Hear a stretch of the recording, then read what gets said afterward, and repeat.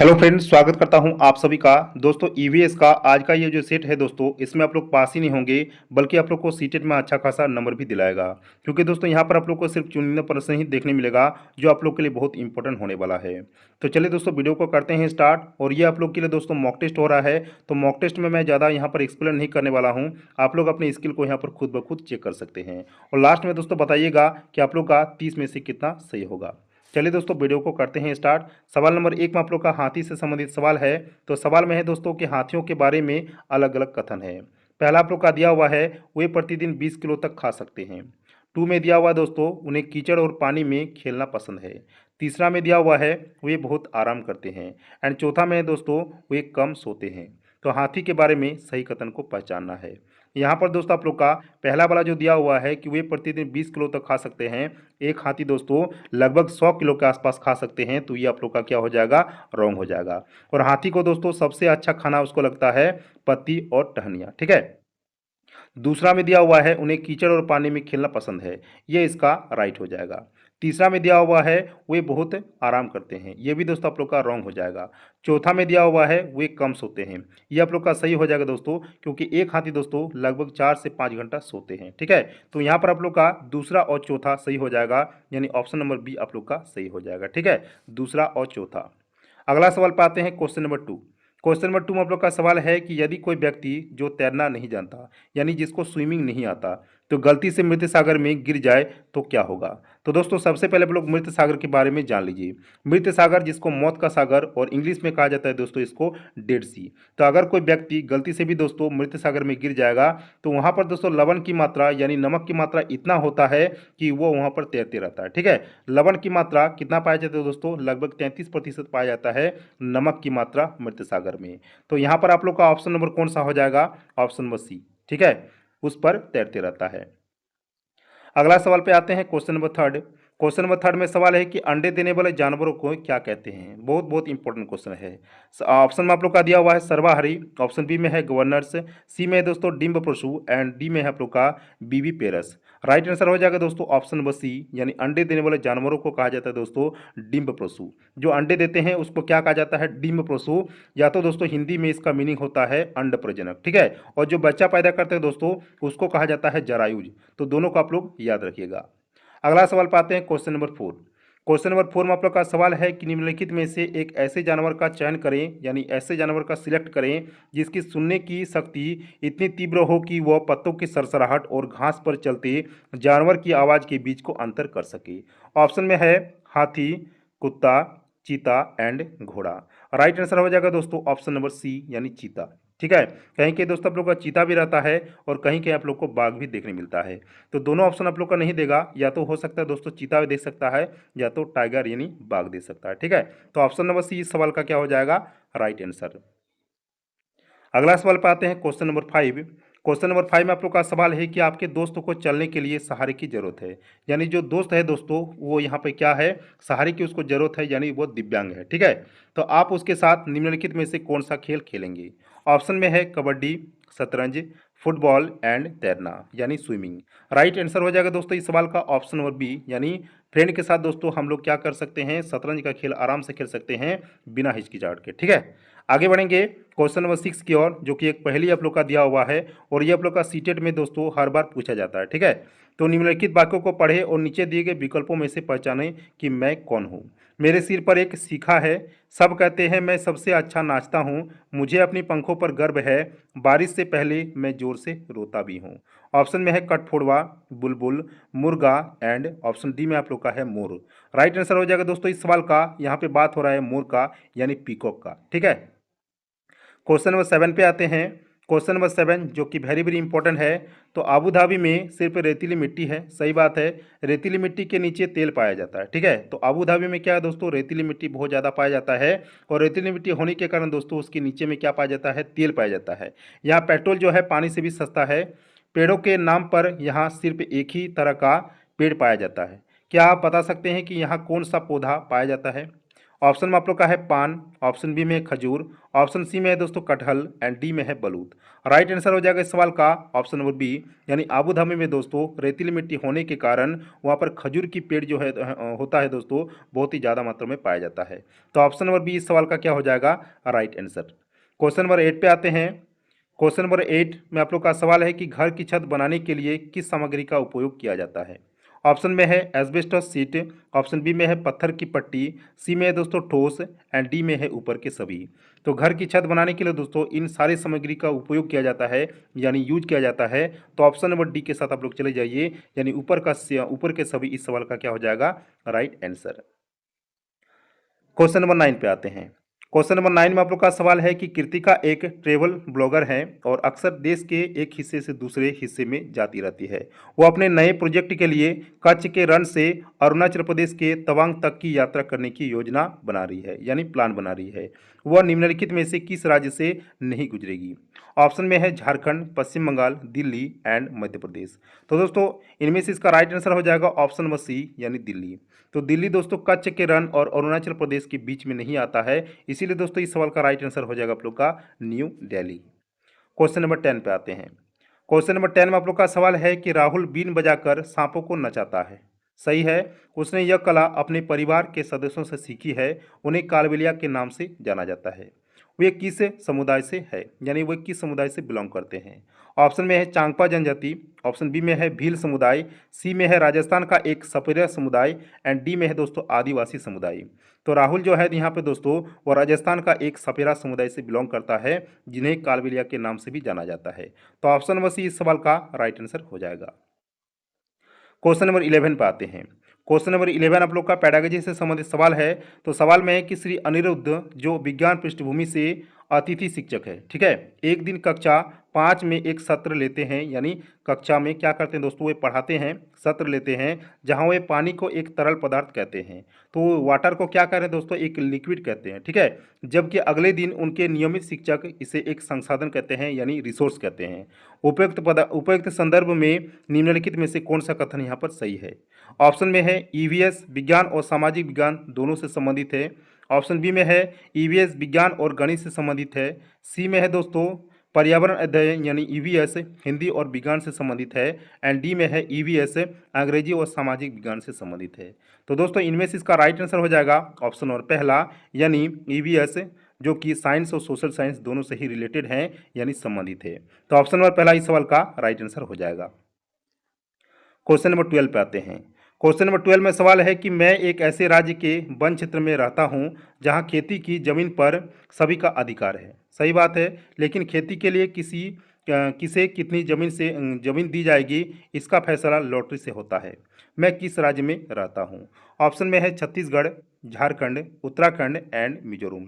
तो दोस्तों जहां पर खेती करने के लिए एक लॉटरी का खेल होता है, तो वो जो है किस राज्य से बिलोंग कर रहा है दोस्तों, यहाँ पर बात हो रहा है दोस्तों कहाँ पे, यहाँ पर बात हो रहा है आप लोग का मिजोरम राज्य का। ऑप्शन नंबर डी इस सवाल का क्या हो जाएगा राइट आंसर। जहाँ पर लॉटरी का पहले खेल होता है, उसके बाद दोस्तों जो जीतता है उसी को पहले खेती का चांस दिया जाता है, ठीक है। क्वेश्चन नंबर 13 पे आते हैं।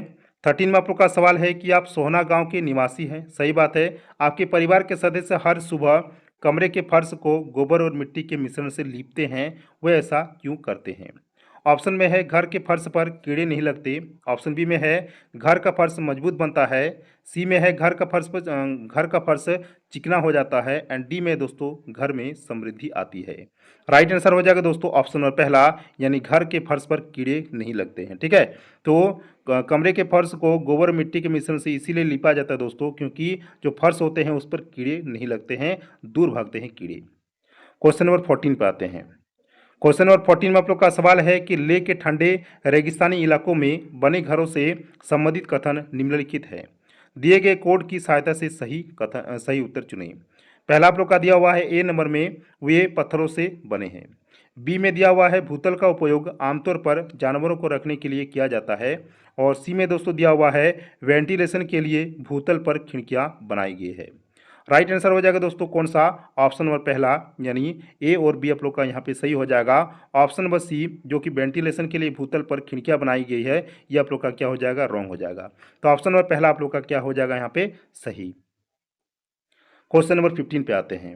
15 में आप लोग का सवाल है कि मुकुल हस्त मुद्रा जो सभी उंगलियों के पोरों को जोड़ने पर बनती है दर्शाती है। ऑप्शन में है दृढ़ निश्चय, ऑप्शन बी में है कमल का फूल, सी में है दोस्तों फूल तोड़ना एंड डी में आप लोग का है दृढ़ता। राइट आंसर हो जाएगा दोस्तों कौन सा, ऑप्शन नंबर बी, यानी मुकुल अपने हस्त मुद्रा यानी हाथ की मुद्रा से दोस्तों अंगुलियों के पोरों को जोड़ने पर वो क्या बनाती है, एक के कमल का फूल बनाती है। ठीक है, तो ऑप्शन नंबर बी इस सवाल का क्या हो जाएगा राइट आंसर। क्वेश्चन नंबर 16 पे आते हैं। 16 में आप लोग का सवाल है कि माधो बज्जू गांव में रहते हैं, ठीक है, जहां गर्मियों में पानी की कमी एक बड़ी समस्या है। बज्जू किस राज्य में स्थित है? ऑप्शन में आप लोग का है उत्तर प्रदेश, ऑप्शन बी में है दोस्तों बिहार, सी में आप लोग का दोस्तों दिया हुआ है गुजरात एंड डी में है राजस्थान। तो दोस्तों यहाँ पर माधो बज्जू किस राज्य से बिलोंग करता है जहाँ पर गर्मियों में पानी की कमी एक बड़ी समस्या है? राइट आंसर हो जाएगा दोस्तों इस सवाल का ऑप्शन नंबर डी, यानी माधो बज्जू जो कि किस गांव से किस राज्य से संबंधित है दोस्तों, वो राजस्थान राज्य से संबंधित है। क्वेश्चन नंबर 17 में सवाल है कि हम नृत्य के माध्यम से भी बात कर सकते हैं। सही बात है, नृत्य में भावनाओं को व्यक्त करने के लिए हाथों और चेहरे का उपयोग किया जाता है, उन्हें नृत्य कहा जाता है। ऑप्शन में है आधा और कला क्रमशः, बी में है दोस्तों भाव और मुद्राएं क्रमशः, सी में है क्रमशः मुद्राएं और भाव एंड डी में है दोस्तों आप लोग का कला और अदा क्रमशः। तो दोस्तों जिसके जिसके लिए हाथों और चेहरे का उपयोग किया जाता है वो दोस्तों कौन सा नृत्य होता है, क्रमशः हो जाएगा आप लोग का मुद्राएं और भाव। ठीक है, ऑप्शन नंबर सी इस सवाल का क्या हो जाएगा राइट आंसर। क्वेश्चन नंबर 18 पे आते हैं। 18 में आप लोग का सवाल है कि निम्नलिखित में से कौन सा मसाला स्वस्थ पेट के लिए लिया जाता है? ठीक है, इसे हर भोजन के बाद हमारे मुंह को ताज़ा करने के लिए भी लिया जाता है। ऑप्शन में है इलायची, लौंग, जीरा एंड सौंफ। राइट आंसर हो जाएगा दोस्तों यहाँ पे ऑप्शन नंबर डी, जो पेट के लिए भी ठीक होता है दोस्तों, शरीर के लिए भी ठीक होता है और भोजन के बाद हमारे मुंह को यह ताज़ा करने के लिए भी लिया जाता है। ऑप्शन नंबर डी यानी सौंफ इस सवाल का क्या हो जाएगा राइट आंसर। 19 पे आते हैं।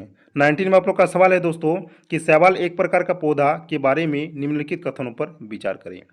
यहाँ पर ए नंबर में है यह आमतौर पर नल के पास पाया जा सकता है, बी में दिया हुआ है वे पानी पर नहीं उग सकते हैं, सी में है गर्मी के मौसम में ये बहुत फैलते हैं एंड डी में दोस्तों दिया हुआ है यह सतहों को फिसलदार बनाता है।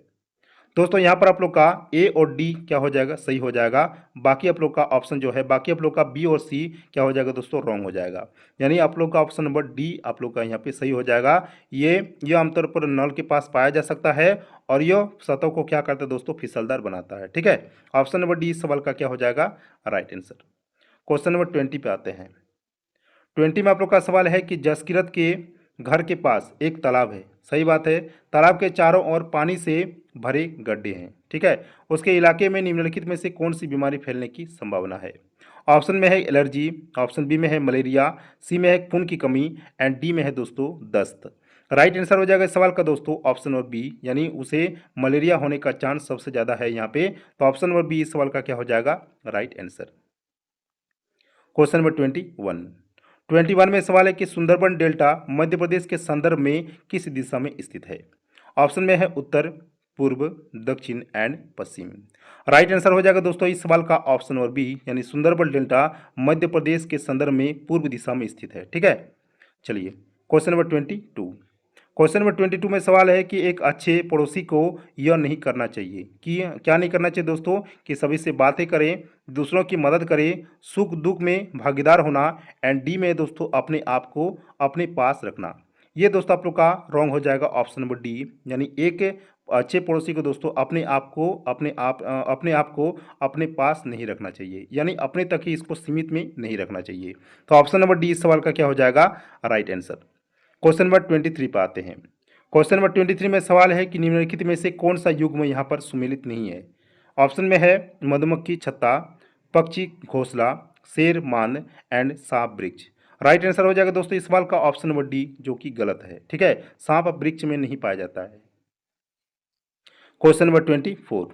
क्वेश्चन नंबर 24 में सवाल है कि लेह के ठंडे रेगिस्तान है, लेह के ठंडे रेगिस्तान है। ए में दिया हुआ है समुद्र तल से बहुत अधिक ऊंचाई पर, बी में है सूखा, सी में है ढलानदार एंड डी में दोस्तों फ्लैट।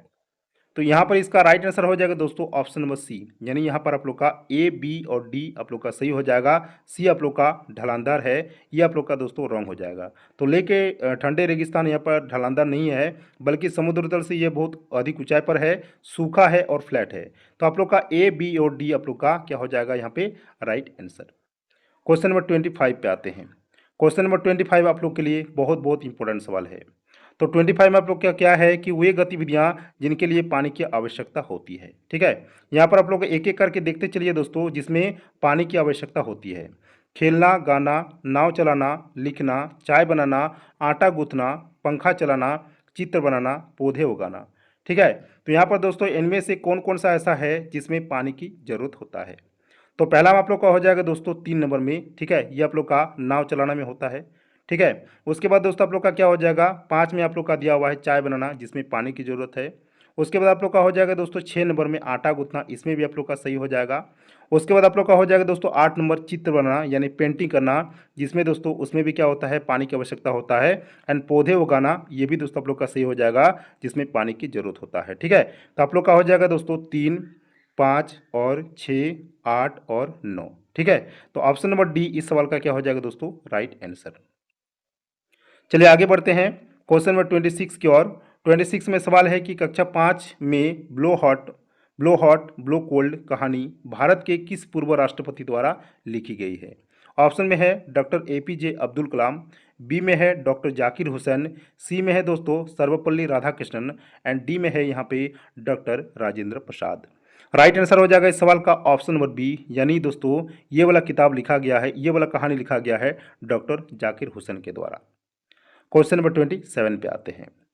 27 में आप लोग का सवाल है कि एक व्यक्ति को एक निश्चित भाषा नहीं आती है, लेकिन वह मानचित्र पर कई स्थान ढूंढना चाहता है। मानचित्र का कौन सा घटक उस व्यक्ति को दिशा और जानकारी खोजने में मदद करेगा यानी हेल्प करेगा। ऑप्शन में है प्रतीक, बी में है दूरी, सी में है दिशा एंड डी में है दोस्तों आप लोग का उपयुक्त में से कोई नहीं। राइट आंसर हो जाएगा दोस्तों ऑप्शन नंबर पहला यानी प्रतीक। ठीक है, क्वेश्चन नंबर